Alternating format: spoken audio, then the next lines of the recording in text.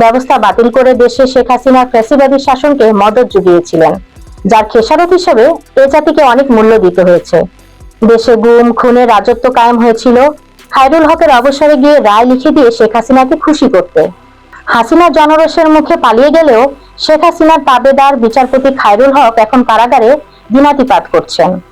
24-এর গণঅভ্যুত্থানের পর আসিফ নজরুলের অন্তত উচিত ছিল আর যাতে বিচারপতিরা অবসরে যে রায় লিখতে না পারেন সেই বিষয়ে আইন করা। এদেশে তো অন্যদের নাগরিকত্ব নিয়েও শামসুদ্দিন মানিক, ইমাম আলী সহ আরো কেউ কেউ হয়তো হাইকোর্ট, আপিল বিভাগের বিচারকের দায়িত্ব পালন করে গেছেন। বিদেশি নাগরিকত্ব থাকায় যদি সংসদ নির্বাচনে অযোগ্য হয় তাহলে বিচারক হওয়া যায় কেমন করে?